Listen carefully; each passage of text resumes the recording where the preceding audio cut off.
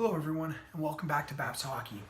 Today, now continuing on the MFR techniques, I'm going to be attacking a posterior 45 via the 90-90 position. So again, you've seen it, I'm sure you've seen it before, where you get your front leg up in a 90 degree position and then your back leg up in the 90 degree position.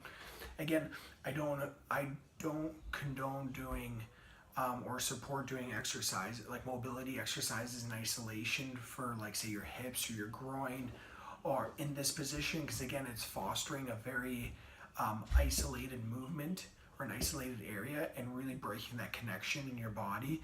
I think it's really important if you're going to be doing mobility exercises, it's got to be more in connection with the whole kinetic chain. That's something for a completely different time. But right now, this position is really great for getting at this 45 posterior angle on the back of your leg. So in my first video, I talked about the anterior 45, and I talked about here, so front to my leg, there's a line that comes straight up here, and then there's a lateral line that comes on the side. And the same thing is for the back. And when you're looking at trying to work on dysfunctional areas, you get at the 45-degree angle of that, and you find different spots along the quadricep. And so the same thing's for the hamstring and the backside. When I say posterior, it's the back. So again, so you look at the 45, you look at the 90-degree angle, that line on the lateral line, and then you look at the backside, same thing, right down the hamstring and the glute, there's the line. And so you want to shrink down and find that 45-degree angle. You can almost see that groove right here and right along there. You want to find spots that are very tense or locked up, which are essentially gluing your IT band onto the hamstring or the quad, or if you're looking at the interior of the quad, and don't allow that lateral line to move efficiently.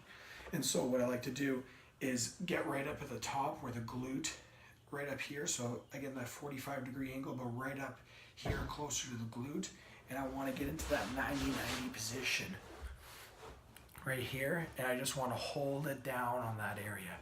Again, it's really important that you start with a soft ball, a very soft ball, not a soft ball that you would play baseball or softball with. Start with a tennis ball, work your way up to maybe a medicine. You can even do this with a smaller medicine ball.